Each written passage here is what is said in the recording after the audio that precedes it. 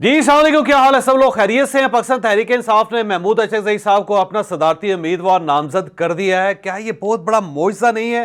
इमरान खान साहब की जीत है या फिर महमूद अचकज़ई साहब की जीत है? ये पूरी डिटेल के साथ हम आपको इसी वीलॉग में बताएंगे।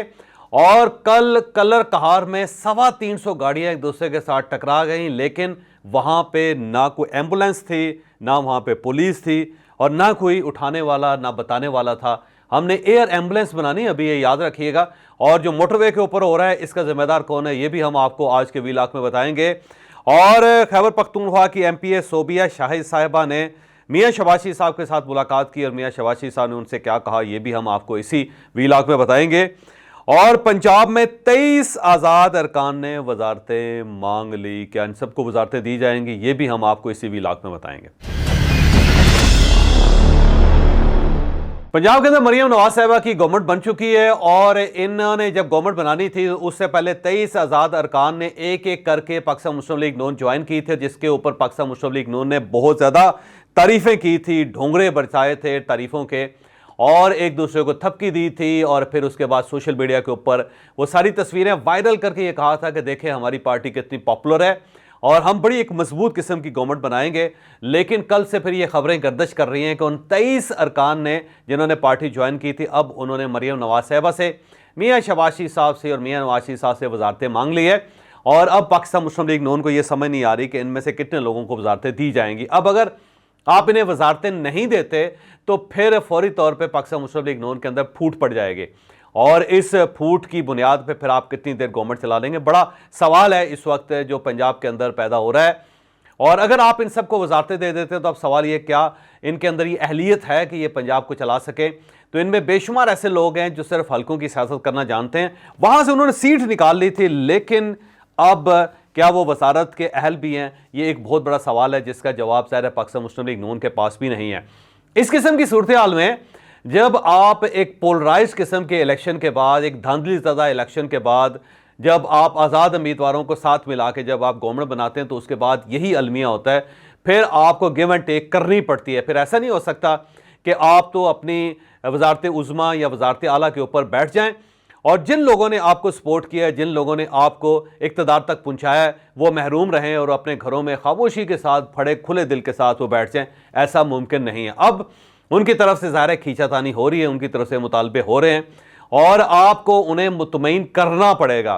अब अगर आप उन्हें मुतमईन कर देते हैं, उन्हें वजारतें दे देते हैं, तो फिर वो अपनी मर्जी की अपॉइंटमेंट्स करवाएंगे, फिर वो अपनी मर्जी के अपॉइंटमेंट्स के बाद वो फिर ठेके लेंगे, फिर ठेके लेने के बाद वहाँ पे वो करप्शन शुरू करेंगे और वो गवर्नमेंट जिसके सहारे आपका पूरा मुस्तकबल इस वक्त दाव पे लगा हुआ है, वो फिर डिलीवर कैसे कर सकेगी? तो मरियम नवाज साहिबा के लिए सबसे बड़ा चैलेंज इस वक्त ये है कि वो इन लोगों से अपने आप को कैसे छुड़वाए, कि इन लोगों से अपनी जान कैसे छुड़वाए और इन लोगों को मुतमईन कैसे करे। अगर उन लोगों को मुतमईन नहीं करती तो फिर जाहिर है वो एक प्रेशर ग्रुप बना के गवर्नमेंट के अंदर से फिर गवर्नमेंट को कमज़ोर करना शुरू कर देंगे, जो बदकिस्मती से शुरू के दिनों में ये सूरत हाल यहाँ पर डेवलप होगी पंजाब के अंदर। ये चीज़ सिर्फ पंजाब तक नहीं रहेगी।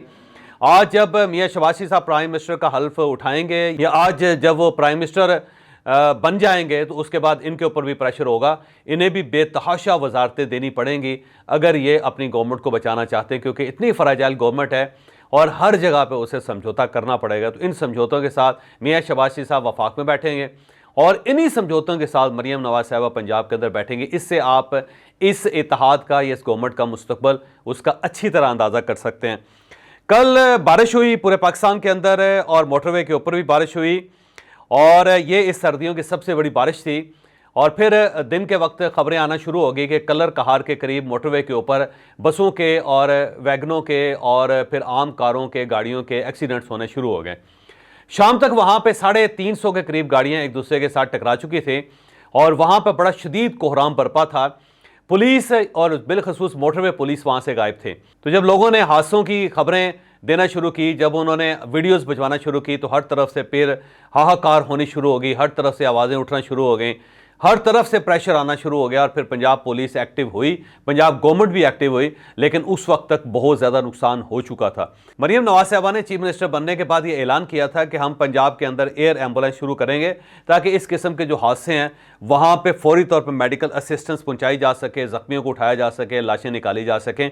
लेकिन एयर एम्बुलेंस तो बननी दूर की बात है, हम सरे दस से मोटरवे के ऊपर रोड वार्निंग सिस्टम नहीं बना सके कि अगर खुदा ना खास्ता किसी जगह पे कोई एक्सीडेंट हो जाए तो उसकी वार्निंग जारी हो जाए और पीछे से जो गाड़ियां आ रही हैं उनकी स्पीड कम हो जाए, या फौरी तौर पे उनको बता दिया जाए, या उनको रोक दिया जाए, या उनको डाइवर्ट कर दिया जाए।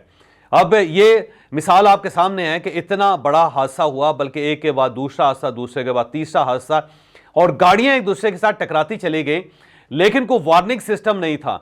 और जो इंटरचेंजेस हैं उनमें से गाड़ियां मुसलसल आ रही थी, आके वो मोटरवे के ऊपर आ भी रही थी और फिर मोटरवे से बड़ी स्पीड के साथ वो कलर कहार की तरफ भी बढ़ रही थी। कोई वार्निंग सिस्टम नहीं था कि इन सबको बताया जा सके, या उनको रेडियो पे बताया जा सके, या गाड़ियों के अंदर एक सिस्टम डेवलप कर लिया जाए कि इस किस्म का कोई एक्सीडेंट का अंदेशा हो या कोई रोड ब्लॉक हो तो फौरी तौर पे गाड़ी का रेडियो चल के वहाँ जो लोग सवार हैं उन सबको बता दिया जाए कि आप अपनी स्पीड कम कर लें, या फला जगह पे ब्लॉकेज आ रही है, फला जगह पे एक्सीडेंट है, आप बेहतर ये है कि आप मोटरवे पे ऊपर ना आए, और अगर आप आ गए हैं तो जो करीब तरीन इंटरचेंज है आप वो लेके वहां से निकल जाएं, या फिर रेस्ट एरिया के अंदर आप रेस्ट करें। तो 25 साल में हम इस किस्म का भी अभी तक कुछ सिस्टम डेवलप नहीं कर सके।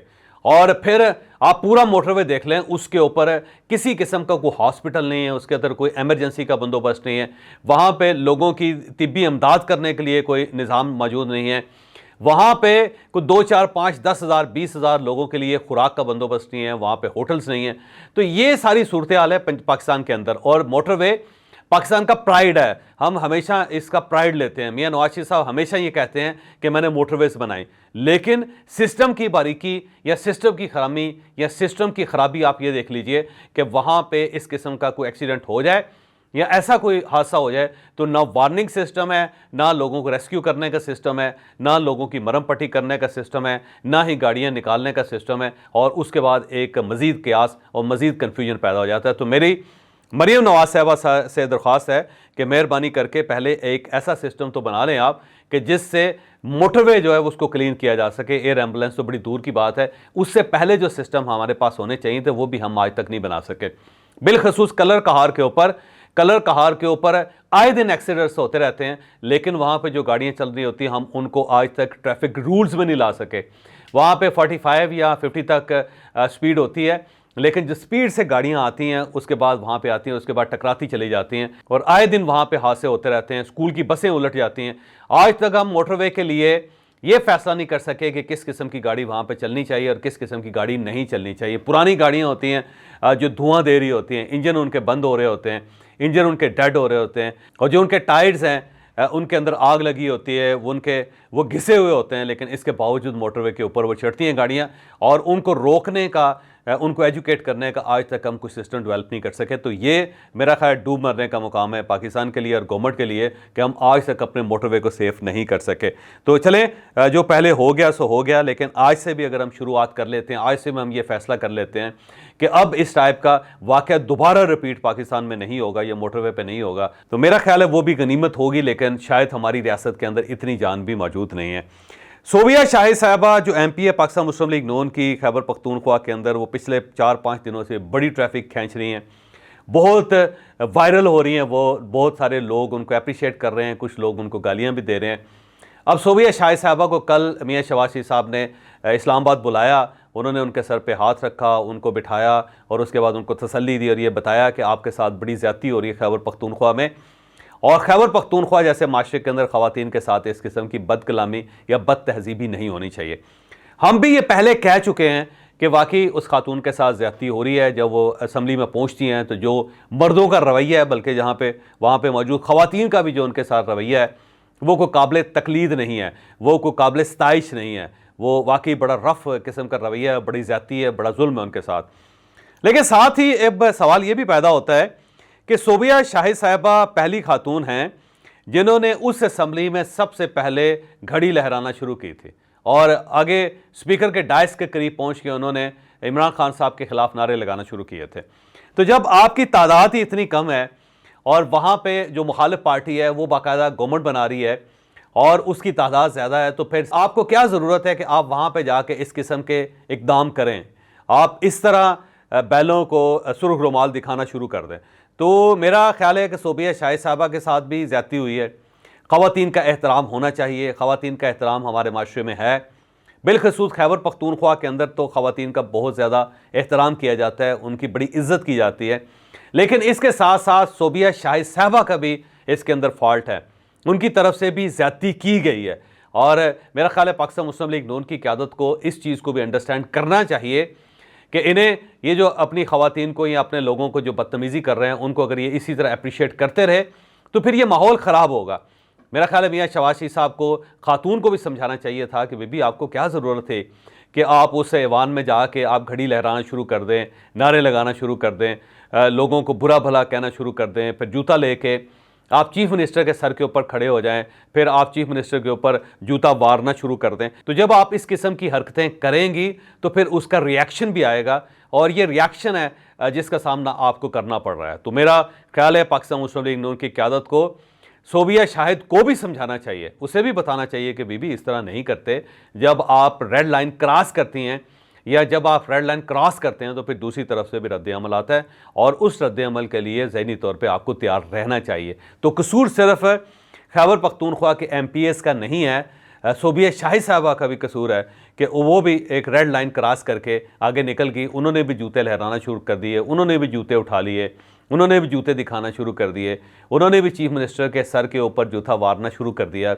उन्होंने भी घड़ी लहरा दी पूरे ऐवान के अंदर। तो फिर उसका निशाना वो भी बनी, रद्द अमल उन तक भी पहुंचा। तो दोनों साइड से प्रॉब्लम है, बल्कि सोबिया शाहिद साहिबा ने सबकत ली, वो उससे आगे निकली, उन्होंने इस सारे माहौल को खुद ख़राब किया। तो उन्हें ये ज़ेब नहीं देता कि खातून होते हुए वो इस किस्म की हरकतें करें जिससे माहौल ख़राब हो और फिर उसके रद्द अमल में इनकी भी बेइज्जती हो।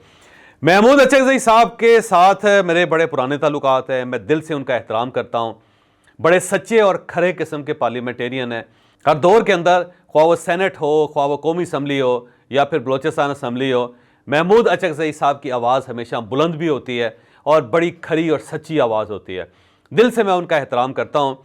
लेकिन अब पाकिस्तान तहरीक इंसाफ ने उनको सदारती उम्मीदवार बना दिए, ये मेरे लिए बड़ा हैरान कुन वाक़या है, क्योंकि इमरान खान साहब महमूद अचकज़ई साहब को पसंद नहीं करते थे, बल्कि स्टेज पे खड़े होके वो चादर की बुक्कल मार के या अपने सर के ऊपर चादर रख के महमूद अचकज़ई साहब की नकलें उतारा करते थे, और इनकी पार्टी उन्हें गद्दार कहती थी और इन्हें अफगान एजेंट्स भी कहती थी।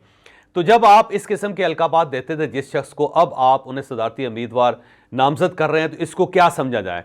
या तो ये महमूद अचकज़ई साहब की कामयाबी है कि जो उनका सबसे बड़ा दुश्मन था, आज वो दुश्मन उनके घर में भी बैठा हुआ है और उन्हें अपना सदारती उम्मीदवार भी बना रहा है। तो या तो ये महमूद अचकज़ई साहब की कामयाबी है, या फिर इमरान खान साहब में इतनी पावर है कि वो दुश्मनों से भी अपने लिए दरवाजे खुलवा लेते हैं। इससे पहले मौलाना फजलुर रहमान साहब ने 2 मरतबा बल्कि 3 मरतबा पाकिस्तान तहरीक इंसाफ के वफ्द का इस्तकबाल किया और उनके साथ चलने का ऐलान भी किया और उनकी बड़ी खिदमत भी की। और ये मौलाना फजलुर रहमान साहब वो थे जो इमरान खान साहब को यहूदी एजेंट भी कहते थे और पाकिस्तान की सलामती के लिए ख़तरा भी कहते थे, और ये कहते थे एक इंटरनेशनल एजेंडा लेके पाकिस्तान आए हुए हैं। लेकिन उसके बाद जब इमरान खान साहब का इशारा हुआ तो ना सिर्फ मौलाना फजलुर रहमान साहब ने उनके लिए बड़े अच्छे कलमात फरमाए, बल्कि अपने दरवाजे खोल के उनका इस्तकबाल भी किया और उनको हलवा भी खिलवाया। तो इसका मतलब ये हुआ कि फिर इमरान खान साहब के अंदर बड़ी पावर है कि वो अपने दुश्मनों को ज़ेर कर लेते हैं। वो महमूद अचकज़ई को भी ज़ेर कर लेते हैं और वो मौलाना फजलुर रहमान साहब को भी ज़ेर कर लेते हैं। और अगर वो आज चाहें तो MKM के लिए भी अपने दरवाजे खोल सकते हैं और MKM दौड़ के उनके पास चली जाएगी। और ये भी मुमकिन है कि अगर वो पाकिस्तान पीपल्स पार्टी की तरफ हाथ बढ़ाएं तो पाकिस्तान पीपल्स पार्टी भी वो हाथ थाम ले। बल्कि ये हो सकता है ये जसारत लगे आपको, लेकिन मेरा ख्याल ये है कि अगर दरमियान में 2 बंदे आ जाएं तो पाकिस्तान मुस्लिम लीग नून भी इमरान खान साहब के साथ बैठ जाएगी। तो फिर तवाना कौन हुआ, फिर जीत किसकी हुई, फिर हाथ किसका ऊपर हुआ? इमरान खान का।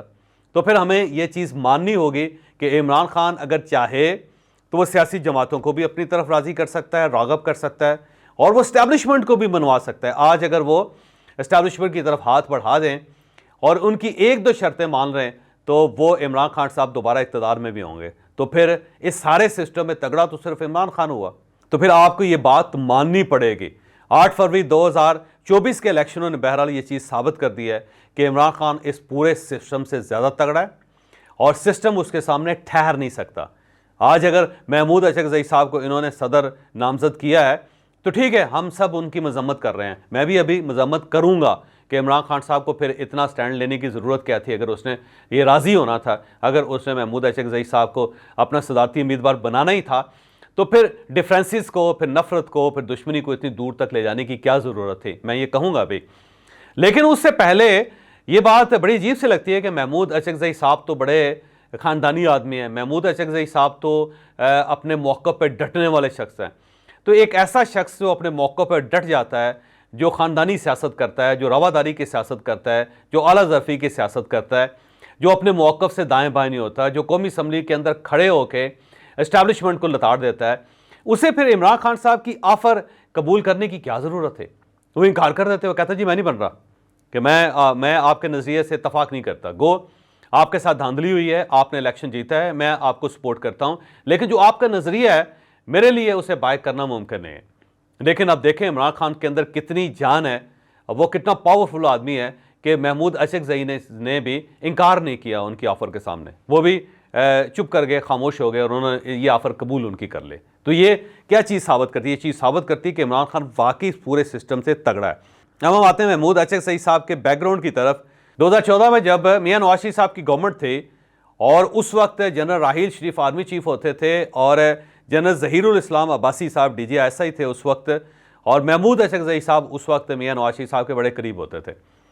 तो उस वक्त टर्की अफ़गानिस्तान और पाकिस्तान के दरमियान जो इख्तलाफात है उसको ख़त्म करने के लिए दरमियान में आया था। तो जो टर्की के उस वक्त सदर थे अब्दुल्ला गुल साहब, उन्होंने सदर हामिद करज़ई साहब जो अफ़गानिस्तान के सदर थे उन्हें, और मियां नवाज शरीफ साहब जो पाकिस्तान के वज़ीर-ए-आज़म थे उनको अंकारा में दावत दी थे। तो मियां नवाज शरीफ साहब यहाँ से जनरल राहील शरीफ और जनरल ज़हीरुल इस्लाम को साथ लेके अंकारा गए, और दूसरी साइड से जो अफ़गानिस्तान के सदर थे हामिद करज़ई साहब वो वहाँ अंकारा पहुँचे, और उनके साथ जो उनकी खुफिया एजेंसी थे उसके जो DG थे वो भी वहाँ पे आए। तो वहाँ पे एक बड़ी मीटिंग हुई। उस मीटिंग को चेयर कर रहे थे अब्दुल्ला गुल जो तुर्की के प्रेसिडेंट थे उस वक्त। तो उस वक्त हामिद करज़ई साहब ने ISI के ख़िलाफ़ और अफवाज पाकिस्तान के ख़िलाफ़ बड़े फोर्सफुली प्रोटेस्ट किया था, और उस वक्त खासी गर्मा गर्मी चल रही थी, और उस गर्मा गर्मी के दरमियान मियां नवाज शरीफ साहब खामोश रहे थे। तो उससे जनरल ज़हीरुल इस्लाम साहब ने हामिद करज़ई साहब के साथ बड़ी सख्त ज़ुबान के साथ बात की थी, और उस दौरान जब ये दूसरी तरफ से और हामिद करज़ई साहब की तरफ से भी वैसी ही गर्मा गर्मी हुई थी, और इस दौरान मियां नवाज शरीफ साहब खामोश बैठे रहे थे। इस बात पे बाद में जनरल राहील शरीफ ने और जनरल ज़हीरुल इस्लाम साहब ने ठीक ठाक प्रोटेस्ट किया था मियां नवाज शरीफ साहब के सामने, और उन्हें कहा था जी कि आप हमारे प्राइम मिनिस्टर हैं, आपको वहाँ पे हमारी हमायत करनी चाहिए थी, आपको बोलना चाहिए था, लेकिन आप खामोश बैठे रहे।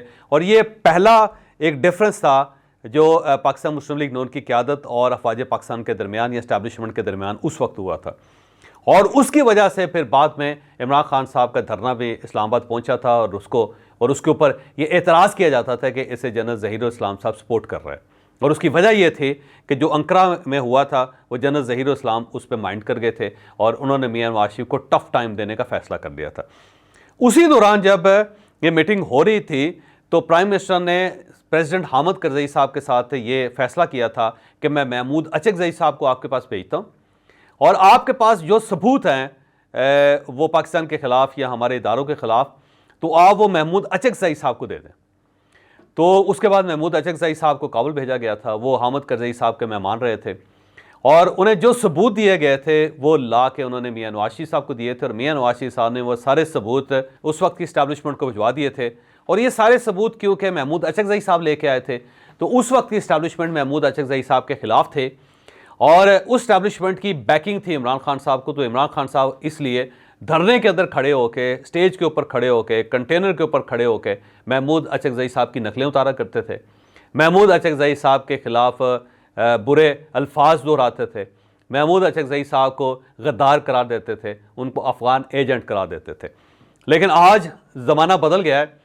आज वही इमरान खान साहब महमूद अचकज़ई साहब को अपना सदर नामज़द कर रहे हैं, और वही महमूद अचकज़ई जो इमरान खान साहब को सख्त नापसंद करते थे, जिनके बारे में उनका ये कहना था कि पश्तून दुश्मनों की जो बातें होती हैं, दुश्मनों की जो बदकलामी होती हैं, उनको अपने जहन में रखता है, अपने दिल पर लिख के रखता है। आज वही महमूद अचकज़ई साहब इनके सदारती उम्मीदवार भी बन रहे हैं। तो ये चीज़ साबित करती है कि इंसान को बोलने में एहतियात करनी चाहिए, क्योंकि सियासत के अंदर आज का दोस्त कल आपका दुश्मन होता है, और आज का दुश्मन आपका कल दोस्त होता है, लिहाजा इम्कानात हर वक्त मौजूद होते हैं। तो मेरा ख्याल है इमरान खान साहब को भी इससे सीखना चाहिए, महमूद अचकज़ई साहब को भी इससे सीखना चाहिए और तमाम सियासी जमातों को भी इससे बहुत कुछ सीखना चाहिए। और ये जो इमरान खान साहब का यू टर्न है, इसने वाकई अपनी पूरी पार्टी को और महमूद अचकज़ई को और बाकी सारी सियासी लाट को, पूरे मीडिया को, बल्कि पूरी इंटरनेशनल कम्युनिटी को हैरान कर दिया है। अब इमरान खान साहब अगर इसी टाइप के फैसले करते रहे तो वो वक्त दूर नहीं है जब मियां नवाज शरीफ साहब इनके प्राइम मिनिस्टर होंगे और इमरान खान साहब उनके नारे लगा रहे होंगे।